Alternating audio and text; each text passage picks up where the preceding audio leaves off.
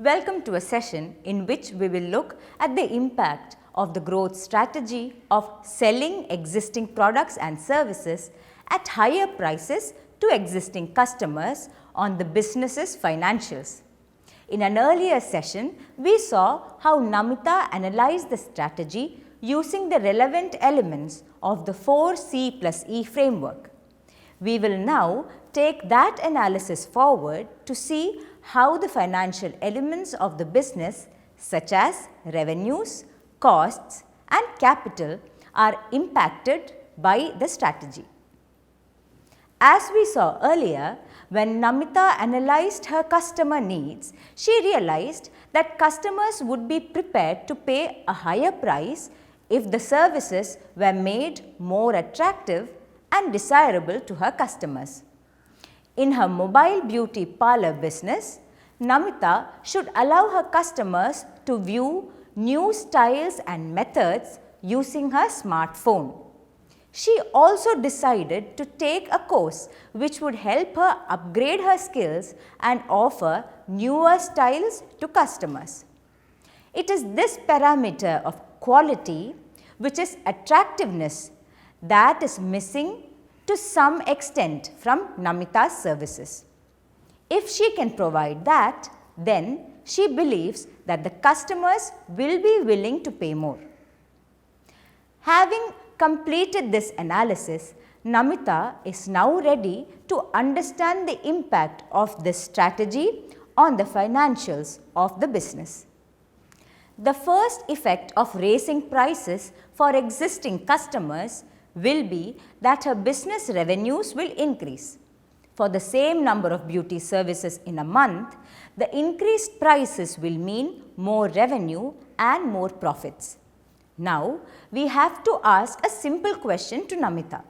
Do we think all of Namita's existing customers will be happy paying an increased price for her services? Namita feels most of the customers think they are getting very good service from Namita at a reasonable price. That may be correct, but we should recognize that some customers may switch to a competitor of Namita for less expensive services. Let us see how she calculated her forecast of revenue. In order to reach her target of revenue growth, we see Namita has increased her average price charged and at the same time has factored a loss in the number of customers. The combination of increased average price and reduced number of customers gives Namita a favorable increase in revenues. This increased revenue is close to the desired revenue growth numbers. Namita will need training for her to gain new skills. The training course is for 12 days and attending the course will keep Namita busy for half a day each day. This will prevent Namita from delivering business services, which in turn will reduce her business revenues. Namita must factor for the loss of revenues in her business planning even if the disruption is for 2 weeks. So far, we have discussed matters related to increasing revenues. Let us now look at the impact on costs. In most businesses, better quality service requires better quality materials. In Namita's mobile beauty parlor, she finds that basic material for new makeup styles will hardly change. But it is the skill that will change. She calculates the costs per service will go up marginally, but then again overall costs will reduce because now there will be fewer customers after the price of services was increased. In effect, there will be slight change to the direct costs. The growth strategy that Namita is adopting is in increasing prices. In such a strategy, there is no need for her business to buy any more assets. So, there is no need for her to raise more capital for fixed assets, no need for loans. Then the indirect costs will remain the same. However, some other costs of the business will increase. These relate to the course fees and the daily transportation costs to attend the training. Other than the above two terms, there are no other costs that will need to be considered. The question arises, how does Namita fund her course fees and conveyance charges? The answer is simple. Namita will need more capital to pay for these costs. She will need to bring in money, which is fixed capital, to help her pay for these other costs. The working capital needed before the improvement in Namita's services will be the same as after the new improvements. One matter needs to be considered though. The month in which Namita goes to attend the bridal makeup course, in that month her revenues will be less. Here is the cash flow statement for the month in which Namita attends the makeup course. What we see is the opening cash balance is more than the closing cash balance in that month. This is because the total cash inflow is a lot lesser than other months. The next month, Namita will have a big problem. Her opening cash balance is not enough to run the business for a month.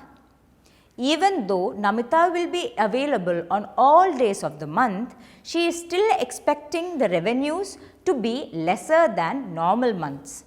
So, how will she make a profit in the next month? Namita decides to reduce her costs by taking lesser salary. By the month after next, which is 2 months since the training, Namita believes that her revenues will come back to normal levels. And that is the month when she would be able to earn her regular salary. The working capital needs will also stabilize and come back to normal. Namita had to take a major decision to reduce her own salary to avoid getting additional working capital. Since this reduction was only for a month, she could afford to take this cut. But otherwise, she would have had to arrange for additional working capital. Similarly, growth strategies often require businesses to buy assets and also to take loans to raise capital for these assets and working capital. Hence, indirect costs such as interest payment and depreciation go up. But in Namita's case, there are no additional assets that the business needs for its growth. Also, the business has not taken any loans. Hence, there is no impact on the indirect cost. Namita has analyzed the impact of the strategy on revenues, direct costs, indirect costs and other costs and required capital. Namita is now ready to do a break-even analysis for the growth strategy she is planning to adopt. Namita calculates the total forecasted cost of the business, which we can see in the table. In her growth strategy, Namita had decided to increase the price of her services. Based on this assumption, she calculates the forecasted sales volume needed for break-even as seen here. The break-even sales volume is actually much lower than the sales volume she has already managed last year. But Namita realizes that it will not be easy to achieve this target as all existing customers will initially not want to pay a higher price. Even then, Namita feels in 6 months' time her customers will appreciate the better service and be happy to pay the higher charges.